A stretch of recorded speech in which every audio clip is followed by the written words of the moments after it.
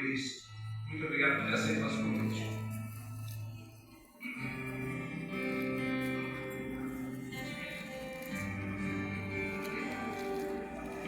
Graças a Deus, irmãos. Amém? Eu queria aproveitar e chamar aqui também o pastor Rony, por favor. Eu não sei quantos irmãos sabem, mas nós temos um trabalho que nós já desenvolvemos há 18 anos. Em 2008 eu me candidatei a ser pastor numa cidade americana chamada Worcester. E eu fui até para lá, nos Estados Unidos, e fiquei 22 dias, mas infelizmente o Mateus estava doente naquela época e eu não pude ficar nos Estados Unidos. Voltei para o Brasil e aí no avião eu vinha perguntando ao Senhor: e agora? Deixei tudo, fui embora, a tentativa de ser pastor lá. Deus perguntou para mim: o que mais te incomoda no Brasil, Roberto? Eu disse: Deus é a formação de líderes. E aí em 2008 nós fundamos o Ministério Weekly. O pastor Ivaldo conhece, o Rony está conhecendo, agora. O Weekly é um ministério que tem como tema treinar e desenvolver líderes para a glória de Deus. E quando chegou a pandemia, eu perguntava para Deus: as igrejas estão fechadas, não há nada que o Weekly possa fazer. Aí Deus disse: então comece a escrever, E hoje nós temos já 6 volumes, desde homilética até material para líderes, treinar líderes. Eu trouxe hoje um presente para os 2 pastores. Esse aqui é do pastor Ivaldo e esse aqui é do pastor Rony. Como Jesus treinou a sua liderança. Que eles possam usar com os líderes dessa igreja. Eu quero agradecer todo o apoio que ambos os pastores têm dado ao nosso ministério aqui, principalmente quando a gente recebe os pastores americanos. Então, muito obrigado, pastor Ivaldo, pastor Rony. Deus abençoe. E obviamente a igreja, pelo carinho que os irmãos têm tido comigo. E ao Oswaldo, que acabou de trazer água para mim.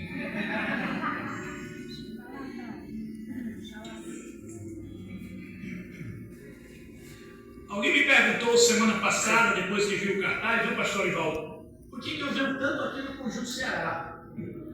Eu disse: meu amigo, isso aqui é amor antigo, São muitos anos, de comunhão, Roque? Samuel aí lembra quando o pai dele era co-pastor desta igreja e toda quarta-feira, no culto de oração, o pastor Ivaldo, quando viajava, o pastor Geraldo Henrique assumia. Eu me lembro no domingo que o pastor me ligou, o pastor Gerardo, o pai de Samuel, disse: vá pregar na nossa igreja esse domingo. O pastor Ivaldo viajou, ele me deu a liberdade de convidar um pregador e eu vim pregar aqui, São muitos amigos, irmãos, irmão Luciano, não sei se ele está aqui hoje, pastores que já passaram por aqui, líderes. Essa igreja ela tem um impacto profundo na minha vida, mas o maior impacto que essa igreja fez na minha vida foi o amor e o apreço pela palavra de Deus. Em todos os lugares que eu vou, e os irmãos sabem que eu não paro, que eles me acompanham nas redes sociais, eu não sou um artista, mas eu estou nas redes sociais, viu, gente? Então, os irmãos sabem que eu não paro. Domingo passado eu estava numa Assembleia de Deus pregando para líderes. Sábado eu estava numa outra igreja pregando para líderes. Nós estamos viajando sempre. O ano passado foi um ano que a gente viajou muito. Hoje eu já estive no aeroporto recebendo mais um norte-americano. Estarei com ele, na verdade, segunda-feira, amanhã de manhã e segunda-feira. O Samuel vai ter a oportunidade de interpretá-lo amanhã aqui no Conjunto Ceará, na igreja El Shaddai, Então, assim, nós estamos sempre trabalhando, sempre trabalhando. Esse é o amor que nós temos pela causa do Senhor. Eu já contei nessa igreja várias vezes de que um aluno se aproximou de mim quando eu era professor na FANOL e perguntou para mim qual era a razão da minha alegria. E eu disse: é o Senhor Jesus Cristo. Eu não sei quantos irmãos sabem, mas semana passada eu fiz 55 anos de idade. Eu sei que eu não tenho essa idade toda, aparentemente, mas fiz 55 anos. Semana passada, dia 14 de abril. E sou novo, irmão? Obrigado, foi aqui que disse. Eu tenho uma patrocinadora do Ministério Mídia que ela teve o pastor Ivaldo 92 anos. E eu mandei a mensagem para ela e ela mandou os parabéns. Ela disse: é um menino, mas também com 92 eu sou bem, irmão? Então, assim, É uma alegria muito grande poder estar aqui. Muito obrigado pelo carinho dos irmãos, aqueles que são novos, que a gente vai conhecendo aqui, tá bom? Opa! 92? Então eu sou um menino também, de novo. Eu sou um menino na frente desse povo. Obrigado. É uma alegria, então. Irmãos, nós vamos hoje começar uma mensagem que eu acredito ser os dois pilares de uma igreja bíblica. Eu tenho estudado igreja nos últimos anos, aqui nos Estados Unidos, tenho estado lá, aqui, e eu tenho observado que, recentemente, um livro do Augusto Nicodemos, que não é tão novo livro, mas interessante, ele diz o que estão fazendo com a igreja.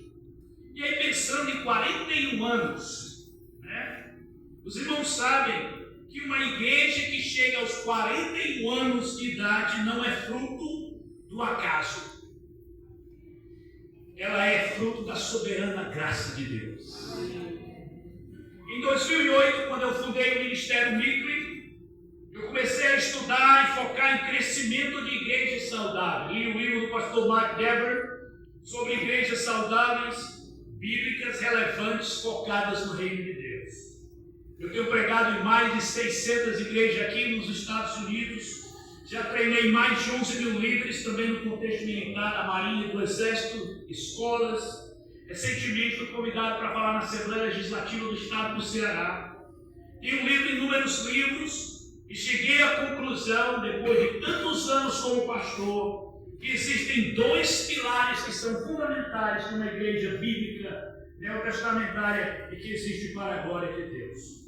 Em 20 anos eu tenho observado que muitas igrejas, na tentativa de crescer, de se desenvolverem, procuram vários mecanismos com o intuito de se tornarem relevantes e reconhecidos. A igreja do século XXI tem buscado relevância, reconhecimento, engajamento social e político, mas tudo isso não faz parte do seu propósito inicial, como bem disse o pastor Arivaldo um minuto atrás. Eu percebo que hoje, em várias denominações, seminários, projetos para eclesiásticos, ministérios, o foco não é mais o original. O foco é o legal, o ideal. Existem dois pilares fundamentais da composição da igreja que o Estado lá fora nunca vai conseguir realizar.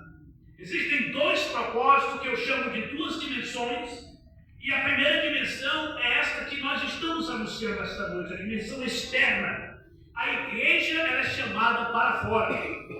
A segunda divisão da igreja nós vamos falar amanhã. É a parte da edificação. A igreja também é chamada para dentro.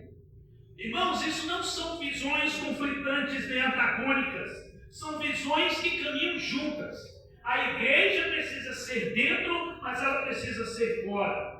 Hoje eu quero pregar sobre a primeira dimensão da igreja. A igreja que é chamada para alcançar vidas.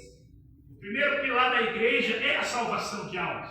John MacArthur, pregando no encontro da Fiel aqui no Brasil, ele disse: nós cantaremos melhor no céu, nós faremos tudo melhor no céu, mas tem uma coisa que a gente não vai fazer no céu, é pregar para a salvação de vidas.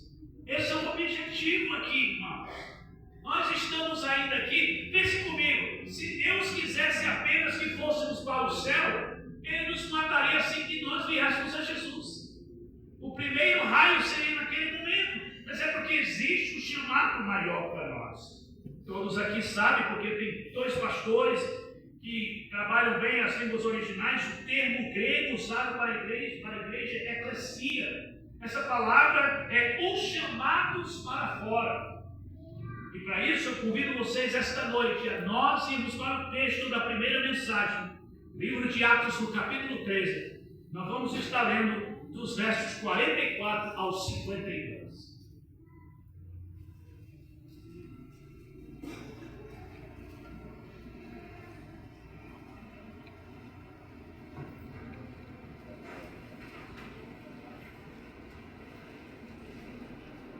Todos encontraram? Eu quero que os irmãos prestem bastante atenção nesse texto. No sábado seguinte, afluiu quase toda a cidade para ouvir a palavra de Deus. Mas os judeus, vendo as multidões, tomaram-se de inveja e blasfemando, contradiziam o que Paulo falava. Então Paulo e Barnabé, falando ousadamente, disseram: cumpra que a vós outros era em primeiro lugar fosse pregada a palavra de Deus. Em primeiro lugar fosse pregada a palavra de Deus. Mas posto que a rejeitais e a vós mesmos vos julgais indignos da vida eterna, eis aqui que nos volvemos para os gentios, porque o Senhor assim o determinou. Eu te constituí para a luz dos gentios, a fim de que seja para a salvação até os confins da terra. Preste atenção a esse texto.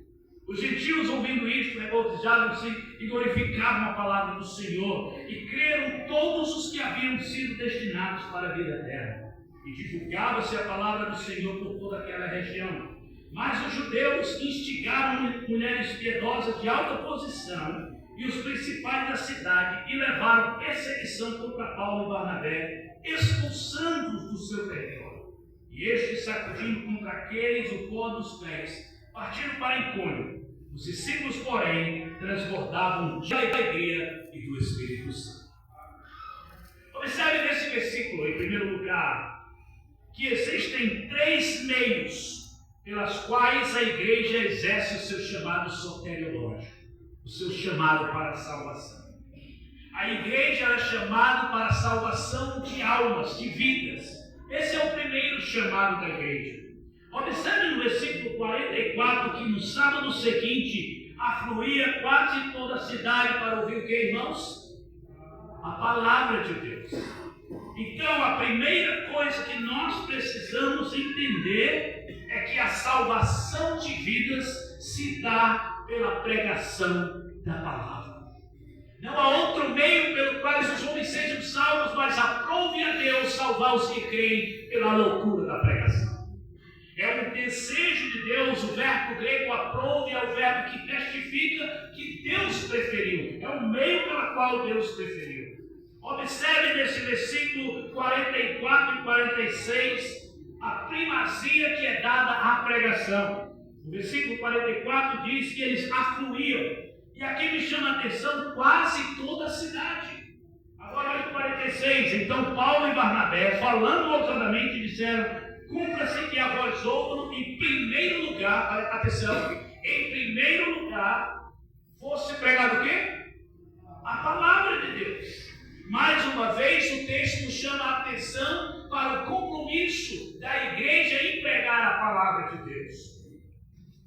E eu poderia mostrar para os irmãos aqui vários textos das Escrituras que mostram que a Bíblia, a pregação da palavra de Deus, é o carro-chefe da igreja. Não é o pregador, não é o cantor, não é o missionário, não é o palestrante, não é a banda. Tudo isso tem o seu lugar. E aqui eu quero parafrasear o meu professor de grego no seminário, o Dr. Paulo Andrade. Ele dizia: se nós chamarmos as pessoas à igreja pela música, no dia que não tiver música elas não virão. Se chamarmos pela ação social, no dia que não tiver ação social elas não virão. Se chamarmos as pessoas pelo teatro, pelo drama, seja por qualquer coisa, no dia que não tiver esses elementos elas não virão. Mas se chamarmos pessoas à igreja para ouvir a palavra de Deus, nunca a palavra de Deus vai faltar. É por isso, irmãos, que eu acredito que nós precisamos voltar novamente. Isso eu estou falando não apenas para nós, batistas, mas para as igrejas onde eu ando. E cada igreja que eu ando, seja ela qual denominação, eu digo, está na hora da igreja voltar à pregação da palavra de Deus. Dr. John Piper, em seu excelente livro, A Soberania de Deus na Pregação, ele diz que por que a pregação deve ser o centro da salvação da igreja, do centro da pregação da igreja. Ele diz, porque é o meio principal pelo qual Deus exerce a sua soberania. John Piper continua dizendo que pela pregação Deus chama pecadores. Ele diz, pela pregação Deus fortalece os santos. Ele diz, pela pregação Deus revela a sua glória. E pela pregação Deus sustenta a sua igreja. Então a igreja, irmãos, deve priorizar o que Deus prioriza. Eu leio muito, eu acompanho muitos noticiários. Me lembro de uma igreja em Mato Grosso que convidou o Patati e o Patatá para iniciar o culto. Imagina a palhaçada, literalmente. A igreja deve priorizar o que Deus prioriza. Jeremias capítulo 1, versículo 12, o Senhor diz: eu, o Senhor, velo sobre a minha palavra para cumprir. O mais interessante aqui, irmãos, e eu digo isso em todos os lugares que eu prego, a vida, olhe para mim agora, a vida não está no semeador, a vida está na semente. Não é um pregador que faz a diferença, não é um pastor que faz a diferença, é esta palavra pregada como ela é pura, sem mistura, sem erro. Quando um pregador assume o púlpito, quando um pastor assume o púlpito, ele tem que se deixar de lado e deixar Deus falar à sua igreja.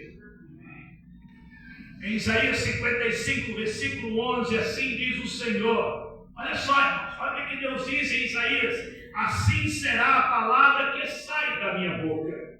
Ela não voltará vazia. Ela fará o que me apraz, e ela fará e prosperará naquilo para que eu a enviei. Agora eu quero chamar a atenção dos irmãos a esses três momentos aqui da palavra. Primeiro, ela não volta vazia, ela é eficaz. Ela é eficaz. Em segundo lugar, ela me apraz, que significa que ela satisfaz o Senhor. Então, sabe, às vezes nós estamos na igreja e nós achamos que é a nossa voz que impressiona Deus. Às vezes nós estamos na igreja e achamos que é a nossa oferta que impressiona Deus. Às vezes nós achamos que ao estar na igreja e dar o nosso melhor impressiona Deus. Mas, irmãos, Deus não precisa ser impressionado por nós, porque Ele mesmo diz isso, e como diz John Piper em uma de suas pregações, o Deus que zela pela sua própria glória, desde a criação à consumação, Deus é sobre Deus. Ou seja, o Senhor diz, o meu nome é que eu vou engrandecer. É interessante que se você ler no livro de Gênesis, no capítulo da Torre de Babel, o texto diz que eles queriam construir uma torre para fazer célebre o nome deles. Aí você vai no capítulo seguinte, Deus chama Abraão e diz, eu farei o teu nome grande. Viu a diferença? O homem tenta levantar o seu nome, mas só Deus pode levantar o nome de um homem. Isso a Bíblia então está nos mostrando que Deus zela pela palavra dele. Então ela é eficaz, ela satisfaz e ela é capaz. O hebraico para vazio é o verbo recano, ou o adjetivo recano, que quer dizer que a palavra sempre terá um efeito. Quando Deus fala, irmãos, cumpre. O hebraico para apraz é rafasit, eu determino, eu desejo. Isso quer dizer predileção. Deus escolheu, Ele não vai mudar. Ah, mas pastor, o senhor não entende, estamos em tempos modernos. Sabe como é que é? Agora tem uma geração do TikTok. Eu disse outra vez pregando em uma igreja, irmãos, nós não estamos aqui para agradar a cultura, nós estamos aqui para agradar a Cristo. O hebraico para prosperar é o verbo verishtilar, cumprir com eficácia. Isso significa que a palavra de Deus, irmãos, ela tem sucesso garantido. Muitas vezes nós achamos que quando nós pregamos, pessoas não se convertem ou pessoas não recebem a graça de Deus, nós não sabemos de nada. O Deus que trabalha, Ele trabalha por trás dos bastidores, Ele não precisa estar nos dizendo o que Ele vai fazer. Em Tiago capítulo 1, 21, tem um versículo muito interessante que me chama a atenção. Queria que você fosse para lá rapidinho. Tiago capítulo 1, versículo 21. Quero ler 3 textos para concluir esse primeiro ponto. Em Tiago 1, 21 diz assim, olha que coisa interessante. Portanto, despojando-vos de toda impureza e acúmulo de maldade, acolhei com mansidão a palavra que em vós foi implantada, a qual é poderosa para salvar a vossa alma. Observar, irmãos, é a palavra de Deus que salva a nossa alma. Estamos falando de uma igreja que há 41 anos prega sobre a salvação de vidas. Agora vá para Romanos capítulo 1, versículo 16, e observe o apóstolo Paulo mostrando o poder dessa palavra em Romanos 1 e 16. Texto muito conhecido, ele diz assim, pois não me envergonho do Evangelho, porque é o poder de Deus para quê, irmãos? Para a salvação de todo aquele que crê, primeiro do judeu e também do grego. Uma igreja que prega a salvação, ela tem que pregar a palavra de Deus. E em último lugar, 1 Coríntios capítulo 1, versículo 21, onde Paulo diz o seguinte, em 1 e 21, visto como na sabedoria de Deus, o mundo não conheceu por sua própria sabedoria, aprove a Deus salvar os que creem pela loucura da pregação. Deus já escolheu o meio, irmãos. Não adianta a gente tentar criar qualquer outra coisa para a salvação das vidas. Então a salvação de vida se dá pela pregação da palavra de Deus. Mas tem um segundo elemento, eu quero que você volte ao texto de Atos, no versículo 49. Vamos ler novamente o texto 49. O primeiro elemento, então, é que a salvação de vida se dá pela pregação da palavra de Deus. O segundo elemento está no 49, e divulgava-se a palavra do Senhor por toda aquela região. Aqui tem um negócio interessante, porque a salvação de vida se dá pela pregação da palavra de Deus, mas ela também se dá pela proclamação da palavra em todos os lugares. Aqui a ênfase não é tanto do aspecto soteriológico da salvação em si, mas do aspecto geográfico, da localização. Em Atos 1, versículo 8, Jesus chama os seus discípulos assim e diz: ser-me-eis testemunha tanto em Jerusalém, Judeia, Samaria, até os confins da terra. Quantas vezes nós já citamos essa passagem? E poucas pessoas entendem o que essa passagem significa. Aqui, irmão, existem 4 aspectos geográficos interessantes. Primeiro, Jerusalém é o ponto de partida onde a igreja começou. A Judeia são os nossos vizinhos. Samaria são os nossos inimigos. Os judeus e samaritanos não se davam bem. Muitas vezes nós achamos que a gente não precisa pregar para aquelas pessoas que nós odiamos. Recentemente eu vi um pregador norte-americano dizer que Jesus morreu por democratas e por republicanos. Aqui no Brasil talvez precisamos dizer que Jesus morreu por petistas e por bolsonaristas. Em alguns lugares existe uma discussão e nós acabamos ferindo a proclamação do Evangelho por causa de nossas predileções partidárias. Judeia, Samaria e, por último, até os confins da terra, indicando o aspecto global da missão da igreja. Agora, irmãos, dá para entender o fervor missionário de Paulo. O homem que veio a Cristo e logo depois fez 3 viagens missionárias. O fervor de William Carey, que deixou a Inglaterra como sapateiro, foi até a Índia e ganhou os indianos para Jesus Cristo. Ou de David Livingstone, que deixou a Inglaterra como médico e serviu na África, e ao morrer o seu coração foi sepultado na África. Dos morados de John Wesley, de George Whitefield, de Adoniram Johnson e tantos outros homens e mulheres, do pastor Ivaldo, que deixou Belém e veio para Fortaleza, do pastor Roberto, que deixou Fortaleza e foi para Washington, nos Estados Unidos, porque o chamado da igreja é para proclamar a palavra de Deus em qualquer região da terra. A salvação das nações, dos inimigos, dos nossos vizinhos, é do interesse de Deus. Se nós não estamos obedecendo a Cristo e Deus completamente, irmãos, nós estamos presos em nossos próprios desejos. Não podemos ficar presos apenas no conjunto Ceará. Temos o Canidé e temos o Canadá. Temos a Calcaia e temos o Caia, na Califórnia, onde eu preguei em 3 igrejas. O chamado é global. O lugar é tão importante quanto ao chamado. Pastor, como assim? Abra capítulo 16 de Atos. Paulo estava querendo pregar em 2 regiões do Espírito Santo. Não, você não vai pregar aqui. Abra comigo a sua Bíblia em Atos capítulo 16. Vamos ver essa passagem para os irmãos verem como é importante a geografia também quando nós estamos seguindo a voz de Deus. Olha o versículo aí, dá para mim, por favor, no telão para a igreja aí, possível. Atos 16, 6. E percorrendo a região frígio-gálata, tendo sido o quê?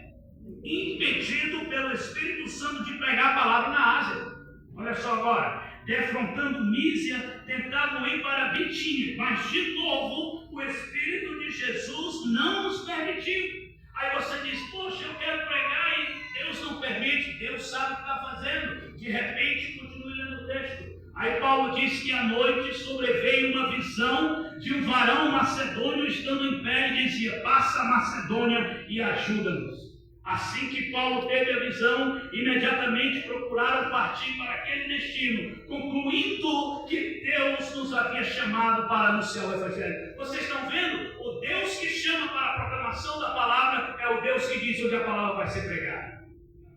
Aí o que acontece? Todo mundo conhece o texto, você já deve ter ouvido aqui. Sabe o que aconteceu quando você obedece uma visão celestial, uma visão de Deus, uma visão de onde você tem que pregar? Em primeiro lugar, houve salvação. Lídia, a mulher aceitou Jesus enquanto Paulo pregava. Eu estava lendo o pastor Evaldo e o pastor Rony sobre Lídia. Eu queria saber mais sobre ela. Irmãos, o que ela fazia era considerada uma das coisas que mais rendia dinheiro naquela época.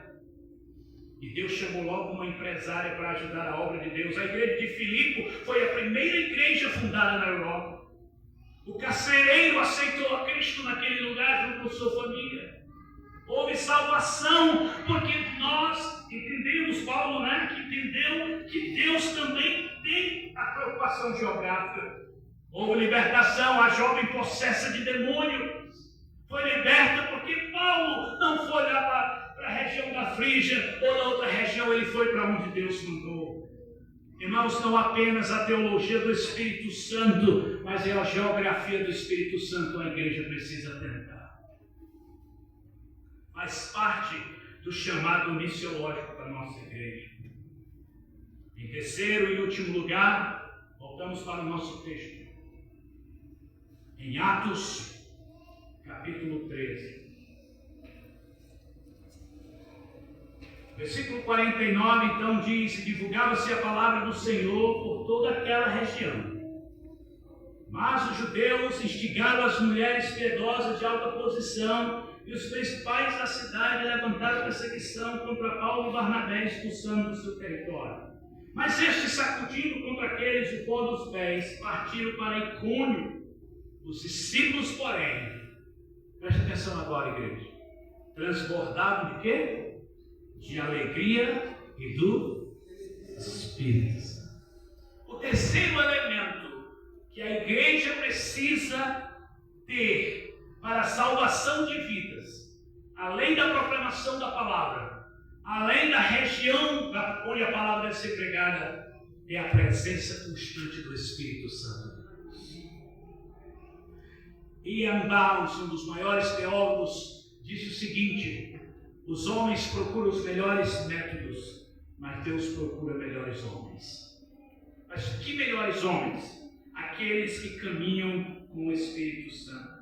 Irmãos, sem a presença do Espírito Santo, não há salvação. Sem a presença dele, não há salvação. Vamos abrir nossa Bíblia no livro de João, no capítulo 16, e ouvir da própria boca de nosso Senhor Jesus Cristo o que ele fala sobre a pessoa do Espírito Santo no que diz respeito à salvação. João capítulo 16, a partir do versículo 7.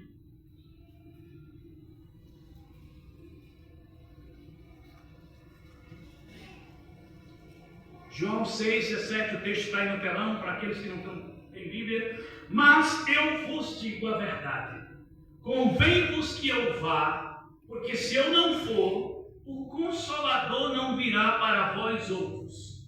Se porém eu for, eu vou-lo enviarei. Quando ele vier, preste atenção agora, irmãos, ele convencerá o mundo do pecado, da justiça e do juízo. Do pecado, porque não creem em mim. Da justiça, porque vou para o Pai e não me vereis mais. Do juízo, porque o príncipe deste mundo já está julgado. Tenho muita coisa a dizer, mas vós não podeis suportar. Mas quando ele vier, o Espírito da verdade, ele vos guiará a toda a verdade, porque não falará por si mesmo, mas dirá tudo o que tiver ouvido e vos anunciará as coisas que hão de vir. Ele me glorificará, porque ele há de receber do que é meu e vos há de anunciar. Tudo quanto o Pai tem é meu, por isso é que vos disse que há de receber do que é meu e vos há de anunciar. esta é uma das passagens mais interessantes sobre o Espírito Santo que Jesus se refere. Aqui é preciso nós pararmos um pouco e observarmos o seguinte. Em primeiro lugar, o Espírito Santo ele convence o homem do pecado. Não adianta nós criarmos artifícios, subterfúgios aqui para tentar trazermos vidas a Cristo. Irmãos, nenhum pregador consegue salvar uma pessoa sequer, nem a si mesmo, sem o trabalho do Espírito Santo. Uma coisa que me chama a atenção no livro de Lucas, quando os discípulos caminham na estrada de Emaús, nós vimos aqui com o pastor Brian Sullivan no curso de teologia, lembra quando ele falou que duas coisas aconteceram na estrada de Emaús? As mentes se abriram e os corações se aqueceram. Isso é o que acontece quando a palavra é pregada. Em 2002, eu recebi um convite para pregar numa cidade chamada Ukiah, cidade de comércio do leite, na Califórnia. E eu fui pregar numa igreja chamada Free Evangelical Church, a igreja do Evangelho Livre. E eu cheguei lá cedo e o pastor falou dizer que você toca, quer fazer parte do louvor. Aí eu peguei o contrabaixo, toquei uma igreja, depois peguei o violão, cantei em inglês. E aí eu preguei. Uma igreja muito grande, com galeria. E eu preguei naquela noite em Atos 16, lições sobre as viagens de Paulo lá em Filipe. Preste atenção nessa história, irmãos. E enquanto eu pregava, eu notei que o pianista da igreja sempre olhava para a esposa dele. Estava sentado num banco assim. E, de vez em quando eu olhava, eu notava que ele olhava para ela, para ele. E eu terminei de pregar. Nos Estados Unidos é costumeiro você terminar de pregar, você não vai lá para fora. Você fica lá na frente em algumas igrejas e as pessoas fazem fila, pastor Ivaldo, para cumprimentar você. E é interessante que um pastor disse para mim, rapaz, e aqui é legal porque tem uns que estão oferta, tem uns que colocam até uma chave do carro na mão do pregador. Aí eu estava orando, viu, Samuel? Já por essa chave aí. Eu estava lá e aí o pessoal veio e eles estavam no meio da fila. E aí os outros se afastam, os americanos são muito educados nisso aí. E aí eles vieram, irmãos, olha só o que o Espírito Santo fez naquele dia. Me tirou daqui do Conjunto Ceará, do morava aqui ainda. Fui para os Estados Unidos pregar numa igreja. E quando eu estava pregando, o Espírito Santo estava falando aos corações. Não, pastor Roberto. Não, pastor Ivaldo. Não, pastor Rony, é o Espírito Santo. Sabe o que aconteceu, irmãos? Eles disseram, pastor, enquanto você falava, nós estávamos com o coração pegando fogo. Eu olhava para minha esposa e dizia, está sentindo a mesma coisa? Ela dizia, estou. E você? Estou. Ele disse, pastor Roberto, faz 16 anos que nós temos um chamado missionário, mas sempre dissemos não para Deus. Mas hoje, de manhã, era pela manhã, nós nos rendemos aos pés do Senhor e nós iremos fazer o trabalho missionário para a glória de Deus. Vocês estão entendendo, irmãos? O Espírito Santo me tira daqui, me leva para lá, para pregar uma mensagem, para aqueles irmãos entenderem que o chamado dele não é o pastor Roberto que convence, é o Espírito Santo. Ele convence do pecado, aqui no caso o pecado da omissão, ele convence da justiça, não é? Eu gosto de dizer que quando Jesus diz que ele convence do pecado, da justiça e do juízo, primeiro ele convence da condição, ele convence da justificação e ele convence da condenação. Isso tudo quer dizer que é o Espírito Santo. Ele que nos dá tudo a entender durante a mensagem. Às vezes nós achamos que é preciso uma mensagem metafísica. Não, irmãos. Jesus salva com coisas simples, amém? Ele guia na verdade. Eu não sei quantos irmãos acompanham as coisas desse mundo, mas se tem uma coisa que prevalece no nosso mundo hoje é a mentira, não é? É mentira. A mentira da política, a mentira da economia, a mentira da guerra, a mentira da religião, a mentira. Sabe que quando Jesus diz, eu sou o caminho, a verdade e a vida, eu não sei quantos irmãos já fizeram isso, mas eu já fiz muitas vezes. Eu procurei durante muitos anos da minha vida entender o que Jesus queria dizer com eu sou o caminho, a verdade e a vida. E um dia eu compreendi, irmãos. De tanto eu procurar entender, o Espírito Santo me disse: é porque eu sei o caminho, não há saída, sem a vida não há esperança, e sem a verdade não há discernimento. Se eu não tenho a verdade, se eu mostrar para os irmãos uma nota de R$100 aqui, falsa, mas se você não conhecer a verdadeira, você não tem discernimento. Você vai pegar a cédula, vai lá no mercantil e tentar comprar. Por isso que a gente não pode deixar de pregar a palavra de Deus, porque essa é a única verdade que liberta, e conhecereis a verdade vos libertará. Irmãos, o mundo quer nos calar de todas as formas.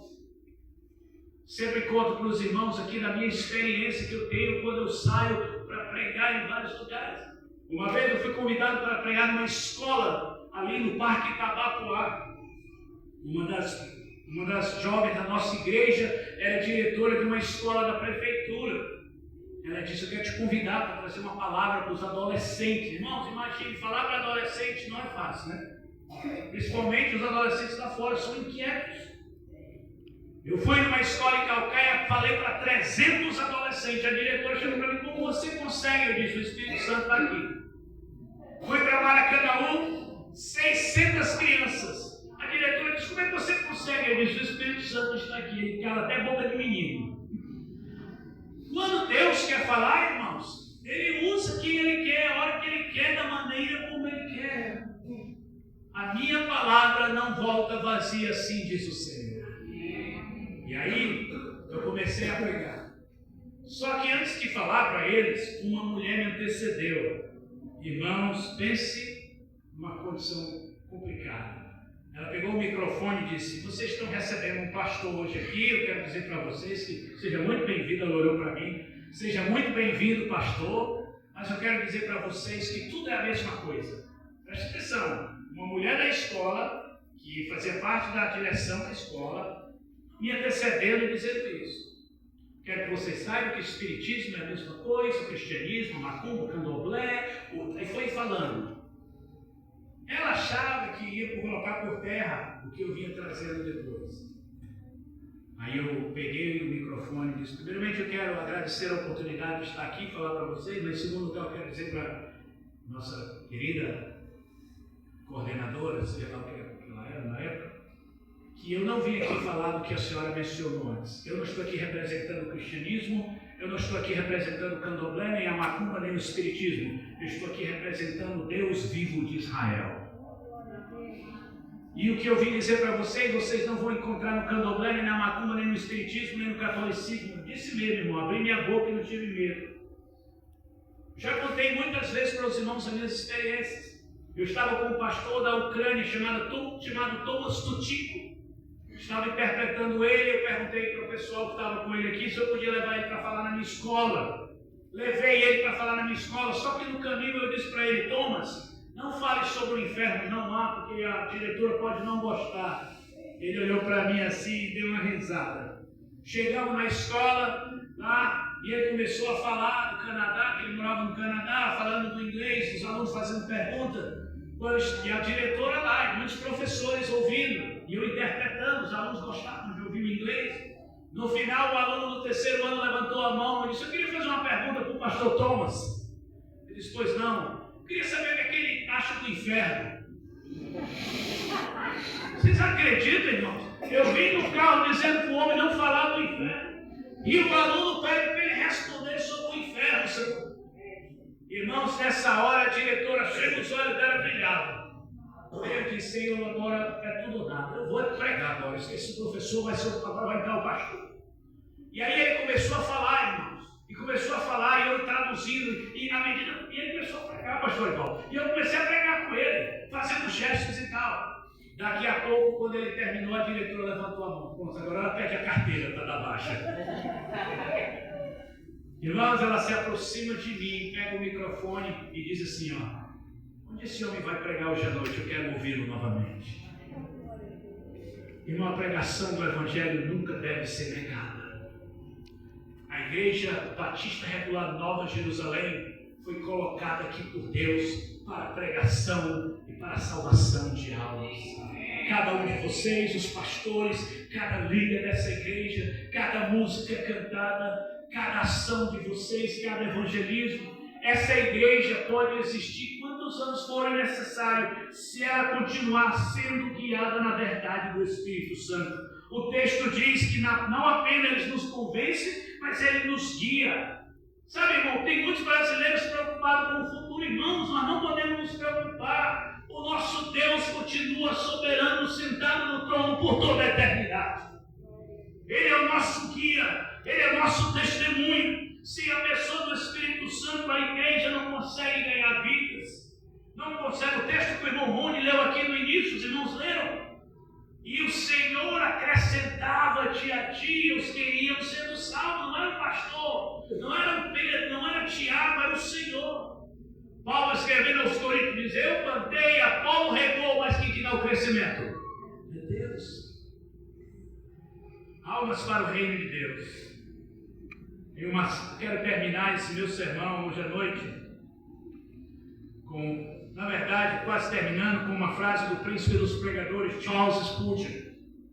Ele dizia o seguinte, olha só que frase, irmãos. Isso aqui é uma frase que a gente tem que colocar assim na entrada da igreja, viu, Rony? Ele dizia: a salvação de almas só é possível pela ação do Espírito Santo, que desperta o pecador, aplica o sangue de Cristo e concede fé para crer. Não tem para onde correr, irmãos. Ninguém vem a Cristo se o Espírito Santo não convence. 3 vezes na Bíblia existe uma frase que diz: se hoje ouvires a voz de quem? Do Espírito Santo, não endureçai os vossos corações. Mas assim tem. Está lá em Hebreus 3, está lá em Hebreus 4, está lá no Salmo 95. Se hoje ouvirdes a voz do Espírito Santo, não endureçai o vosso coração. O profeta Zacarias ainda vai um pouquinho além quando ele diz: nem por força e nem por violência, mas pelo meu Espírito, diz o Senhor. Que coisa linda, irmãos! É o Senhor, através do seu Espírito, amar a igreja, tão querida pelo pastor Roberto, tão querida pela nossa família. O nosso chamado é para a pregação do Evangelho em todo o mundo, pelo poder do Espírito Santo, para a salvação de vidas. Que Deus os abençoe para a sua glória.